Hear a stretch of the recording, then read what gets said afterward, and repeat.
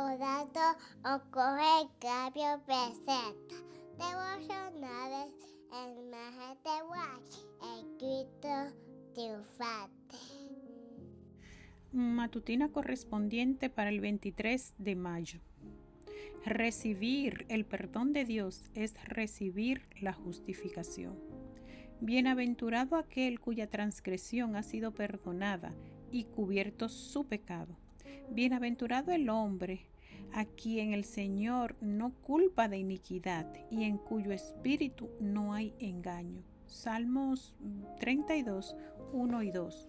La inspiración comentando este versículo en el Camino a Cristo en la página 23 nos dice: el ángel que estaba en su camino con la espada desnuda reconoció su culpa por temor de perder la vida, mas no experimentó un arrepentimiento sincero del pecado, ni un cambio de propósito, ni aborrecimiento del mal. Judas Iscariote, después de traicionar a su Señor, exclamó: he pecado, entregando la sangre inocente. Mateo 27:4. Esta confesión fue arrancada a la fuerza de su alma culpable por un tremendo sentido de condenación y una pavorosa expectación de juicio. Las consecuencias que habían de resultarle lo llenaban de terror.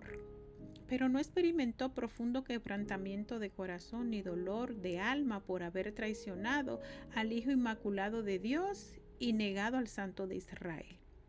Cuando Faraón sufría los juicios de Dios, reconoció su pecado a fin de escapar del castigo, pero volvió a desafiar al cielo tan pronto como cesaron las plagas.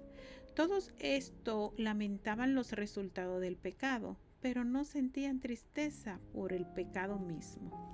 Párrafos 1 en adelante. Muchos cometen el error de tratar de definir minuciosamente los delicados matices de la distinción entre justificación y santificación.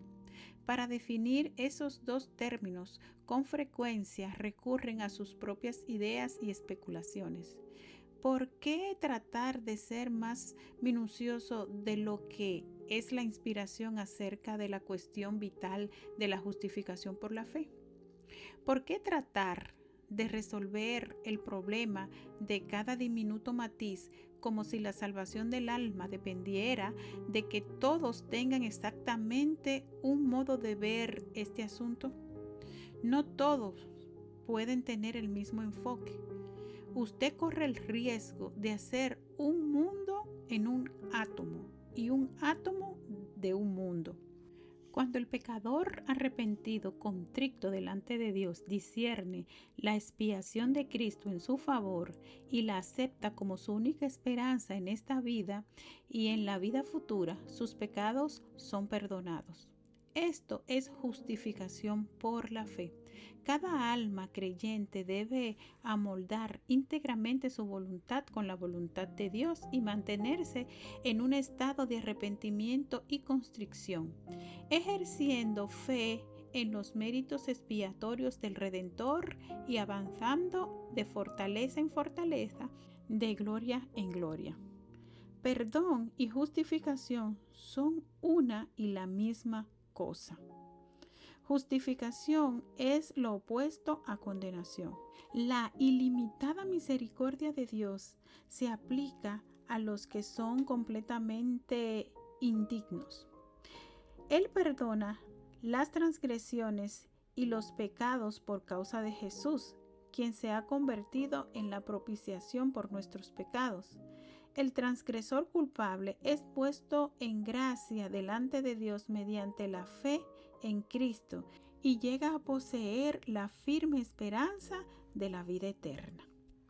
David fue perdonado de sus transgresiones porque humilló su corazón ante Dios, con arrepentimiento y contrición de alma, y creyó que se cumpliría la promesa de perdón de Dios. Confesó su pecado, se arrepintió y se convirtió. En el arrobamiento de la seguridad del perdón, exclamó: bienaventurado aquel cuya transgresión ha sido perdonada y cubierto su pecado. Bienaventurado el hombre a quien el Señor no culpa de iniquidad y en cuyo espíritu no hay engaño. Se recibe la bendición gracias al perdón. Se recibe el perdón por la fe en que el pecado que se ha confesado y del cual uno se ha arrepentido, lo carga aquel que lleva todos los pecados. Así fluyen de Cristo todas nuestras bendiciones. Su muerte es un sacrificio expiatorio por nuestros pecados. Él es el gran intermediario por medio de quien recibimos la misericordia y el favor de Dios. Es sin duda el originador y el autor, así como el consumador de nuestra fe. Manuscritos 21, 1891. En esta matutina, mis hermanos, recibimos el perdón por medio de la justificación. ¿Qué es la justificación en Cristo Jesús? Escuchemos lo que nos dice el párrafo 2. Dice: cuando el pecador arrepentido, contrito delante de Dios, discierne la expiación de Cristo en su favor y la acepta como su única esperanza en esta vida y en la vida futura, sus pecados son perdonados. Entonces, aquí nos dice que cuando nosotros podemos discernir, es un discernimiento, ¿qué fue la expiación de Cristo en nuestro favor? ¿Qué fue lo que hizo Cristo? Cristo vivió una vida perfecta. Cristo obedeció hasta la muerte, mis hermanos. Y cuando nosotros podamos discernir eso y aceptarla como nuestra única esperanza en esta vida y la vida futura, entonces vamos a aprender qué es lo que es la justificación por la fe. Al Cristo ser obediente en todos los requerimientos que su Padre demandaba a través de la ley, ¿verdad? Vivió una vida perfecta y esa se nos aplica a nosotros. Pero nosotros tenemos que aprender a discernir y, como dice aquí, y aceptarla. Y si nosotros aceptamos esa obediencia que vivió Cristo, entonces tenemos que vivirla nosotros también. Y dice que es nuestra única esperanza en esta vida y en la vida futura. ¿Y cuál es la vida futura? Nosotros sabemos cuál es la vida futura. Entonces, si nosotros obedecemos en esta vida, vamos a tener que seguir obedeciendo en la vida futura. Y entonces nuestros pecados serán perdonados. Y dice aquí, esto es justificación por la fe. La fe, mis hermanos, es total obediencia a la ley de Dios. Por eso es que dice que Cristo es el autor y consumador de nuestra fe. ¿Por qué? Porque Cristo creó la obediencia y la vivió hasta la muerte. Al contrario de nuestros primeros padres. ¿Qué crearon nuestros primeros padres? Nuestros primeros padres crearon la desobediencia al comer del fruto prohibido. Pero viene el segundo Adán y es obediente hasta la muerte. Crea la obediencia y una obediencia tal que murió por ella. Entonces, si nosotros podemos discernir esa expiación de Cristo en nuestro favor y la aceptamos como nuestra única esperanza en esta vida y en la futura, quiere decir que nosotros tenemos que obedecer, mis hermanos, como Él obedeció. Eso es la justificación por la fe. Somos justificados por la obediencia. Cristo vivió esa vida por nosotros. Y si nosotros la aceptamos y vivimos en esta vida y en la futura, obedientemente vamos a ser justificados. ¿Por qué dice que sin fe es imposible agradar a Dios? Porque sin obediencia, mis hermanos, no podemos agradarle a Dios.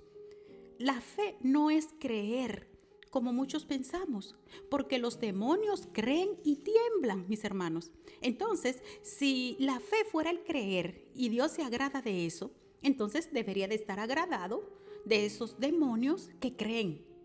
Entonces, la fe es mucho más que creer, es obedecer, sin la cual ninguno vamos a agradarle a Dios.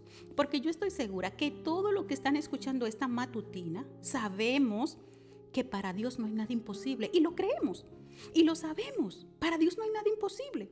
Entonces mi pregunta es, ¿por qué nosotros le hacemos peticiones al Señor y duran 5, 10 años, 15, hasta 20? para que se nos pueda contestar. Y es algo que nosotros necesitamos y esperamos. ¿Por qué? Porque no estamos siendo obedientes, porque nosotros creemos que Él lo puede hacer. Pero no sucede porque no estamos obedeciendo, sin lo cual no podemos agradar a Dios. Dios necesita obediencia absoluta de nosotros, de cada uno de nosotros, mis hermanos. Entonces tenemos que aprender y aceptar esa expiación de Cristo, ¿verdad?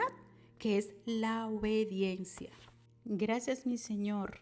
Gracias, Padre nuestro, por enseñarnos, Padre, que la expiación de Cristo a nuestro favor, si la aceptamos, será nuestra única esperanza en esta vida y en la vida futura, que es la obediencia, porque sin obediencia no le podemos agradar. Gracias, mi Señor, por ese sacrificio tan grande que hizo por nosotros en la cruz del Calvario, para enseñarnos a obedecer, para poder vivir una vida en obediencia a la ley. Gracias, mi Señor.